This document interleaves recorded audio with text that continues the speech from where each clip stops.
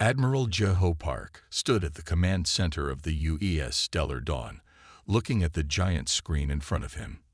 His dark uniform was perfectly pressed, and his face showed no emotion. But inside, his heart was beating fast. "Sir, we have an emergency signal from the research ship Hope's Light," said Officer Lee from his station. "It's coming from the Proxima Centauri system." Park walked closer to the screen. The Hope's Light was a civilian research vessel. Dr. Sujin Lee and her team were studying a newly discovered space phenomenon there. "Play the message," he ordered. The screen flickered, and Dr. Lee's face appeared. She was young, with short black hair and fear in her eyes. The video was shaky, and red emergency lights flashed behind her. "This is Dr. Sujin Lee of the Hope's Light. We need immediate help." Her voice was trembling. "We've encountered unknown ships. They're massive, at least 5 of them. We tried to talk to them, sent all the standard peace signals, but..."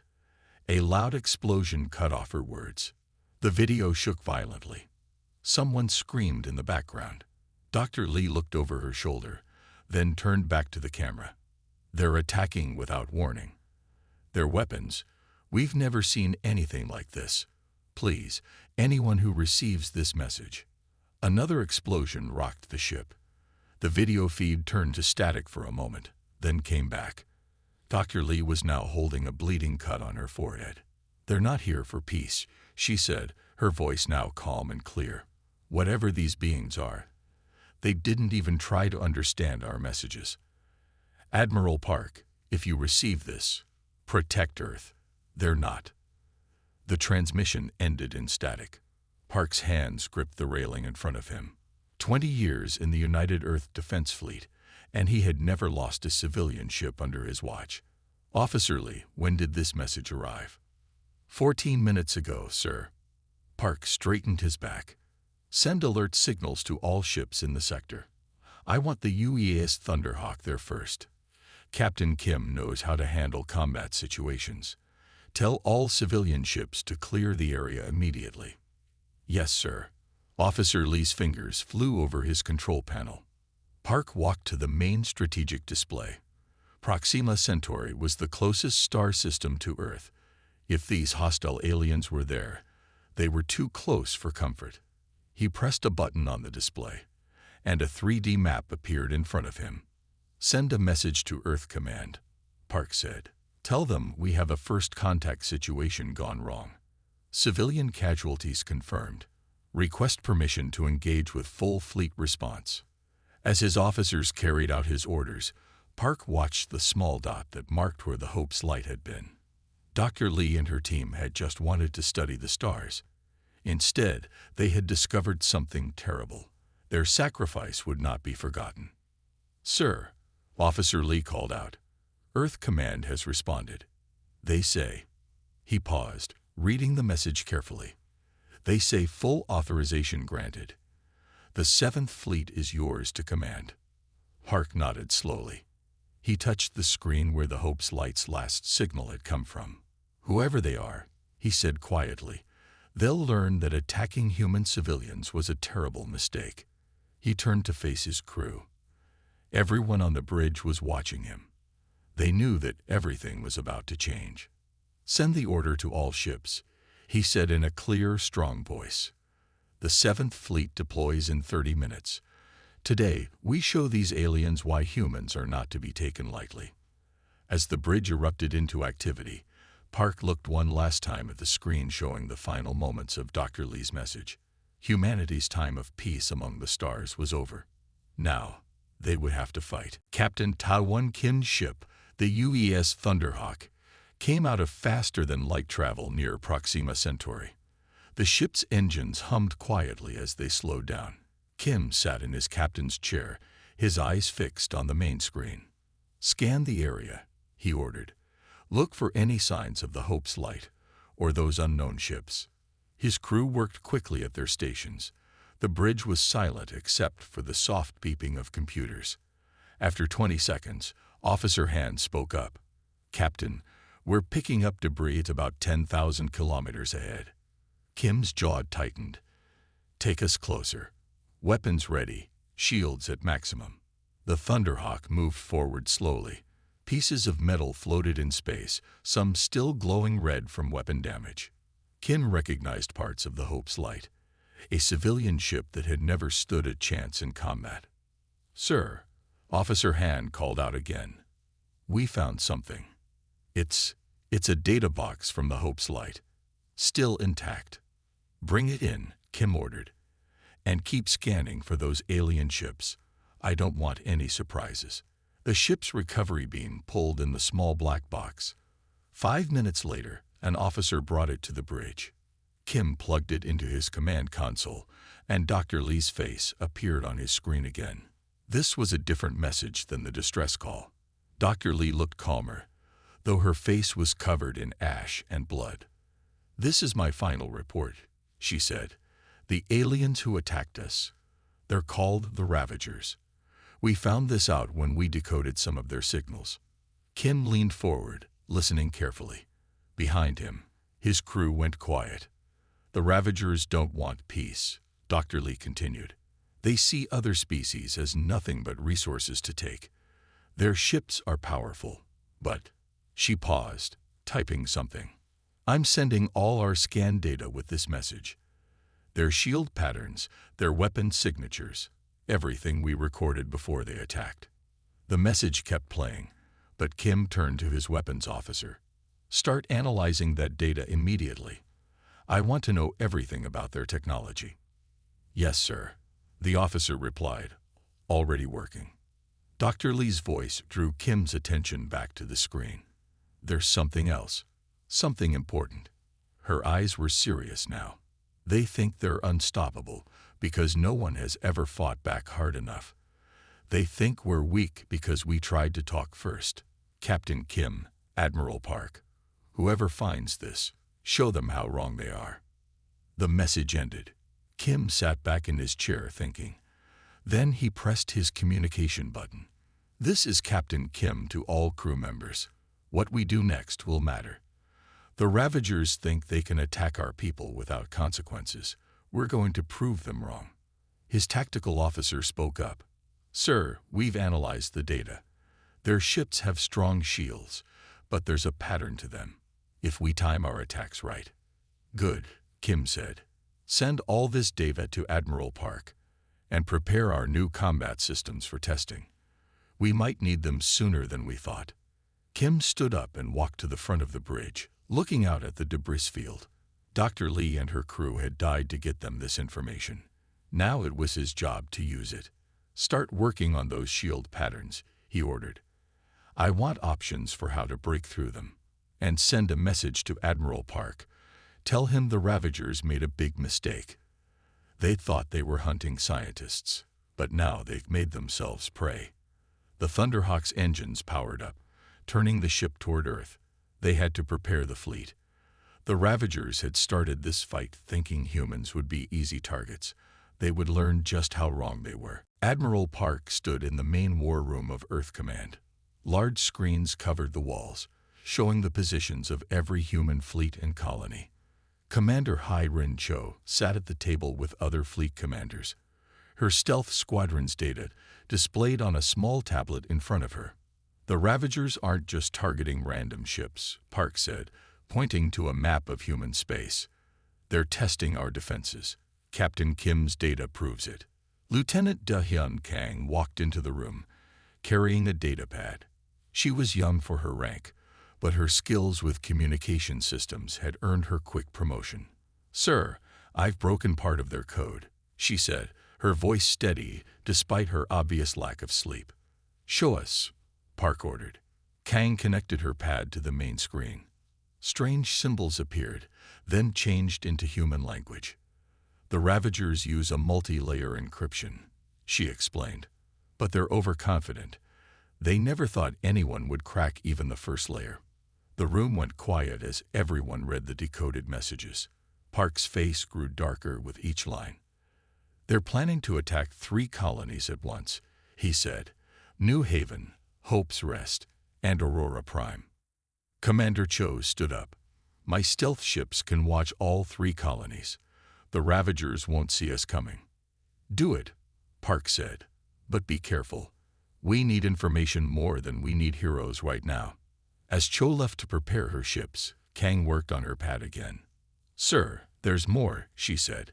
The Ravagers have attacked 12 other species before us. All of them tried to make peace. All of them failed. Park walked to the main window, looking out at the earth below. But none of those species had our advantages, he said. Lieutenant Kang, keep working on their codes. I want to know everything they're saying to each other.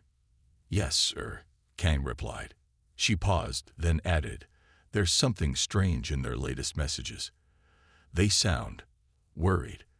They've never met humans before, and our ships don't act like the others they fought. Park turned back to the room. Good. Let them worry. Commander Cho's stealth ships will make them worry more. He pressed a button, and the map zoomed in on the 3 threatened colonies.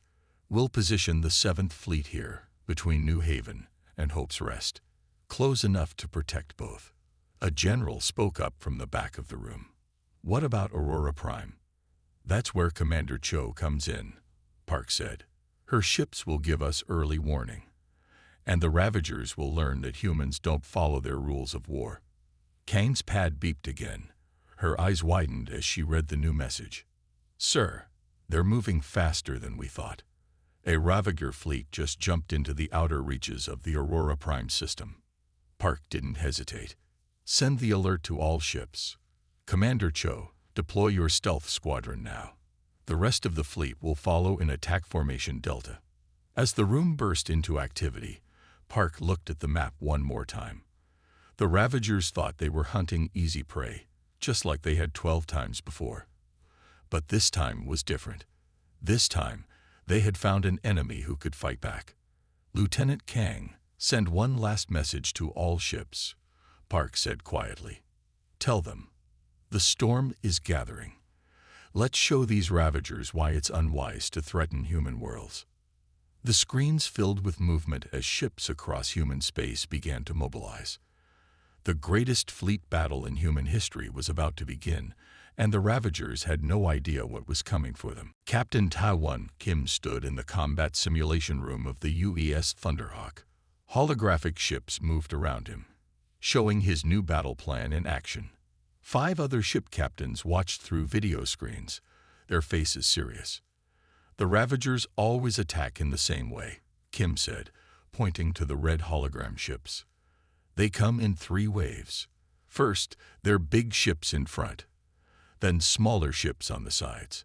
Finally, their fastest ships try to break through any gaps. He touched a control panel, and blue ships appeared. They represented the human fleet. But we won't fight like everyone else they've met. We'll fight like humans. The holograms moved again. This time, the blue ships did something unexpected. Instead of staying in standard battle lines, they broke into small groups. Each group moved in perfect sync with the others, like dancers in a complex performance. I call this the thunderstorm formation, Kim explained. Each group of 5 ships works as one unit. When the Ravagers try to predict where we'll be, they'll get confused.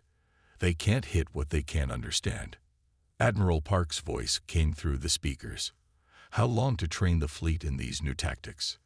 3 days, Kim answered. The new combat computers are already installed. They help our ships stay in perfect sync. No one has ever fought like this before. Park nodded on his screen. The Ravagers think they know everything about space combat. Time to prove them wrong. Begin fleet training immediately. The next 3 days were intense. Ships practiced the new formations again and again. Some captains struggled at first, but soon they began to understand. The thunderstorm formation wasn't just about moving ships around. It was about thinking differently. On the 3rd day, Kim watched the final practice run. 50 human ships moved through space like they were reading each other's minds. When one group turned, the others adjusted instantly. When one group attacked, the others were already in position to support them. Sir, his tactical officer called out. Message from Lieutenant Kang. She decoded more Ravager transmissions. They're still watching us. trying to figure out our weakness. Kim smiled slightly. Let them watch. They won't understand what they're seeing until it's too late. Admiral Park's face appeared on the main screen. Captain Kim, the fleet is ready. Commander Cho's stealth ships report Ravager movement near New Haven. They'll attack within 24 hours. We'll be ready, Kim said. He looked at the tactical display one more time.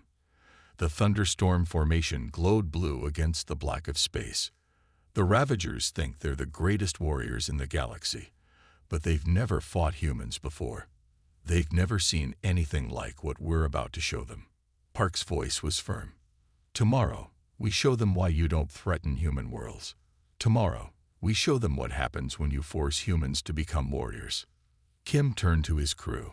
Send the final training data to all ships. Tomorrow, we make history. Tomorrow, we teach the Ravagers why they should have tried talking to us instead of attacking.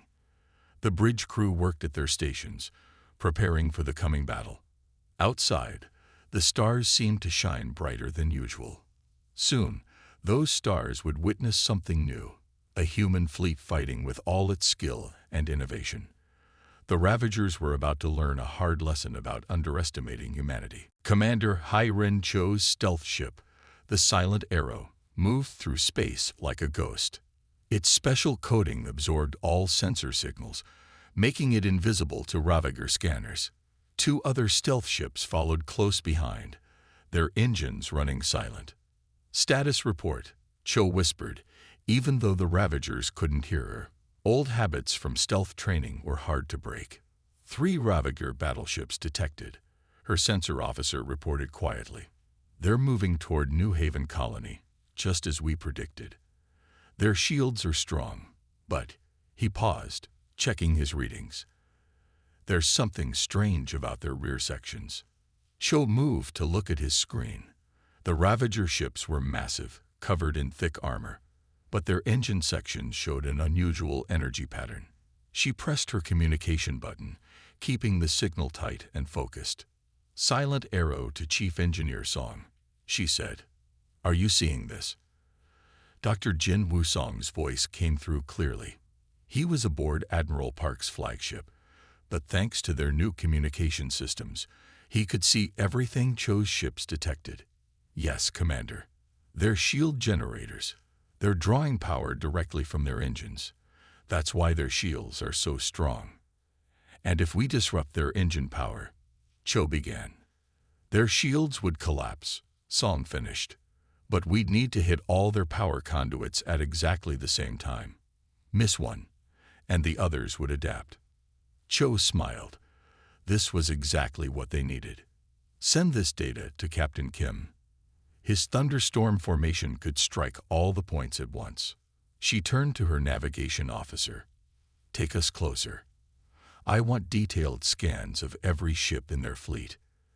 The Silent Arrow glided forward, passing right between 2 Ravager battleships. Neither detected her presence. Her crew worked silently, gathering data about every weapon, every shield generator, and every potential weakness. Suddenly, her tactical officer straightened in his chair. Commander, they're powering up weapons. Have they spotted us? Cho asked, keeping her voice calm. No, ma'am. There? His eyes widened. They're targeting the colony's defense platforms. They're starting their attack early. Cho made her decision instantly. Send everything we have to Admiral Park. Then target their closest power conduit. We're not letting them destroy another human settlement. The Silent Arrow's special weapons came online. They were designed to pierce shields without being traced back to their source. Cho watched her targeting screen carefully, waiting for the perfect moment. Commander, her communication officer called out. Message from Admiral Park. Strike authorized. Make them remember this moment. Cho nodded. All stealth ships, fire on my mark. Target their power conduits. Show these Ravagers that they're not the only ones who can strike from nowhere. The Ravager ships moved forward, their weapons charging. They never noticed the 3 silent shadows behind them. They never saw the specially designed torpedoes that were about to change everything. Fire, Cho ordered. 3 sets of torpedoes streaked through space, leaving no trace of their origin. They struck the Ravager ship's power conduits simultaneously. The massive battleship's shields flickered and died. "Message to Admiral Park," Cho said, allowing herself a small smile. "First strike successful. The Ravagers are vulnerable. The thunderstorm formation can begin." As her ship slipped away unseen, alarms blared throughout the Ravager fleet. For the first time, they faced an enemy they couldn't find, using tactics they couldn't predict. The real battle was about to begin. Admiral Park watched from the bridge of his flagship as the human fleet moved into position around New Haven Colony. The Ravager ships hung in space before them, their massive forms still recovering from Commander Cho's surprise attack. Their shields were slowly coming back online, but now they faced something they had never seen before. "All ships, execute thunderstorm formation," Park ordered. Across the fleet, Captain Kim's new battle plan came to life. The human ships split into perfect groups of 5. Each group took its position, forming a complex pattern in space. To the Ravagers, it might have looked like the humans were scattered and disorganized. That was exactly what Kim had planned. "Sir," Lieutenant Kang's voice came through the command channel. "I'm picking up confusion in their communications. They don't understand our formation. They're calling it chaos tactics." Park smiled slightly. "Let's show them what human chaos can do. All groups, begin attack pattern." The human fleet moved like water flowing through space. When the Ravagers fired at one group, it would shift position instantly, and another group would appear from an unexpected direction. The thunderstorm formation wasn't just about avoiding damage. It was about striking from every possible angle. Group 3, targeting their lead ship, Captain Kim reported from the Thunderhawk. His group of 5 ships spun through space, their weapons firing in perfect sync. Each shot hit the same spot on the Ravager ship's weakened shields, creating a growing point of stress. The Ravagers tried to respond with their usual tactics. Their big ships moved forward, attempting to break through the human lines. But there were no lines to break. The human fleet flowed around them like a river around rocks. "Sir," Kang called out, "their commanders are arguing with each other. Some want to retreat. They're saying this isn't like any battle they fought before." Park leaned forward in his command chair. "Press the attack. Show them why they should have chosen peace." The battle stretched across space around New Haven. Human ships danced through the stars, striking and moving before the Ravagers could respond. When the aliens finally managed to surround one human group, 2 more would appear behind them, targeting their vulnerable engine sections. "Their flagship is breaking formation," Kim reported. Commander Cho's data was perfect. They can't handle attacks from multiple directions at once. Park watched as the Ravager fleet began to fall into disorder. Their carefully planned attack was falling apart in the face of human adaptability and innovation. "This is why you don't attack human worlds," Park said quietly. Then he raised his voice. "All ships, execute final attack pattern. Let's end this." The human fleet moved as one. 50 ships, divided into 10 perfect groups, closed in on the Ravager fleet from all directions. Their weapons fire created a web of light in space, striking every weak point Commander Cho had discovered. One by one, the mighty Ravager ships began to fall. Their shields collapsed under the precision attacks. Their weapons couldn't track the constantly moving human ships. For the first time in their history of conquest, the Ravagers faced an enemy they couldn't overwhelm with brute force. "Sir," Kang reported, her voice filled with quiet pride. "I'm translating their last transmission now. They're calling us Deathbringers. Not because we're cruel, but because we brought death to their belief in their own invincibility." Park nodded solemnly. The Battle of New Haven would be remembered not just as a victory, but as the day humanity showed the galaxy that intelligence and adaptability could overcome any threat. The Ravagers had learned a costly lesson. Never mistake humanity's desire for peace as a sign of weakness. Lieutenant De-hyun Kang sat at her communication station, listening to the Ravager transmissions after their defeat at New Haven. Dark circles under her eyes showed her exhaustion, but she couldn't stop working. The messages she was intercepting were too important. "Admiral Park," she called out. "You need to hear this." She played the translated Ravager communications through the bridge speakers. A harsh voice spoke in fear. "The humans do not fight like the others. Their ships move in ways we cannot predict. They strike from nowhere, like ghosts in the void." Another voice responded. "Our tactics have conquered 12 species. How can these humans defeat us?" Park moved to stand behind Kang's station. "What else are they saying, Lieutenant?" Kang pulled up more transmissions. The Ravager commanders were reporting to their high command, trying to explain their failure at New Haven. Their voices shook as they described the battle. "The humans adapt to everything we do," one commander reported. "When we strengthen our shields, they find new ways to break them. When we change our tactics, they change faster. They are like water, flowing around every obstacle we place in their path." Park nodded slowly. "They're learning that brute force isn't enough anymore. Send these transmissions to all fleet commanders. Our people should know that the Ravagers can feel fear." On the bridge of the Thunderhawk, Captain Kim received the transmissions. He gathered his crew to listen. The Ravagers, who had seemed so mighty and unstoppable, now sounded like frightened children facing something they couldn't understand. Their ships appear from nowhere. A Ravager scout reported. "Commander Cho's stealth fleet strikes without warning. We cannot fight what we cannot see. And when we do see the human fleet, they move in their thunderstorm formation, breaking all rules of space combat." Kim turned to his tactical officer. "They're right about one thing. We don't follow their rules. We make our own." More transmissions came in. The Ravagers were pulling their ships back from human space, afraid of another battle like New Haven. Their commanders argued about what to do next. Some wanted to retreat completely. Others wanted to bring in their largest fleets for one massive attack. But in every transmission, one word kept appearing: Deathbringers. The Ravagers had given this name to the human fleet, but not because humans were cruel or violent.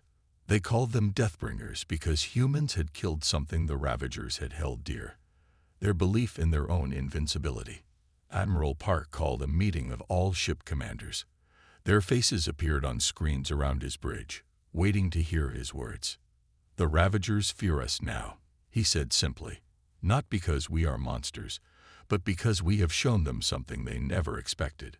We have shown them that intelligence and adaptability can defeat brute force, that innovation can overcome tradition." Lieutenant Kang raised her hand. "Sir, new transmission coming in. The Ravager High Command has ordered all their ships to avoid human space. They're calling it the domain of the Deathbringers." Park looked out at the stars through his bridge window. "They came to our worlds thinking we would be easy prey, like all the others they had conquered. Instead, they found something new. A species that would stand and fight, not with cruelty, but with cleverness, with unity, with human ingenuity." The name Deathbringers spread through space, carried on Ravager transmissions to every corner of the galaxy. But those who heard the full story understood. The humans had brought death not to people, but to the very idea that strength alone could rule the stars. The final battle took place in the Epsilon Eridani system. Admiral Park stood on his bridge, watching as the largest Ravager fleet ever assembled appeared from faster-than-light travel. They had brought every ship they could gather, hoping that sheer numbers would overcome human tactical superiority. "They never learn," Park said quietly. He opened a channel to all human ships. "This is where we end it. Commander Cho, are your stealth ships in position?" "Yes, sir." Cho's voice came through clearly. "We're ready to disable their command ships on your order." "Captain Kim, is the fleet prepared for the thunderstorm formation?"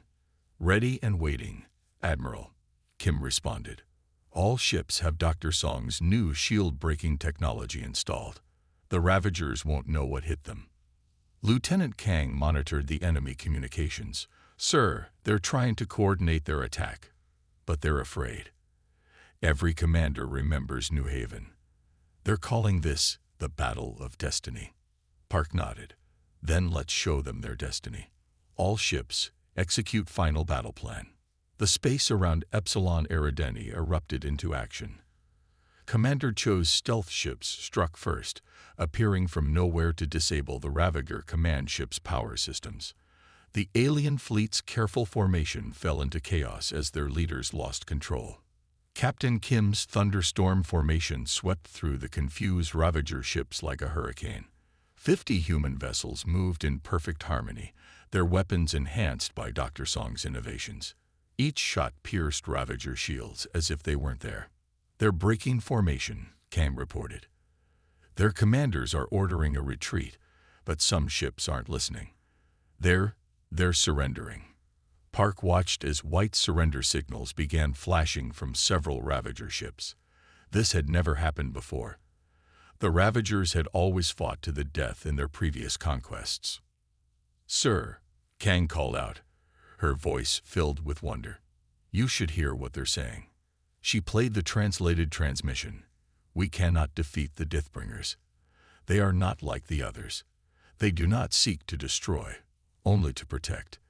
They fight with honor and skill we have never seen.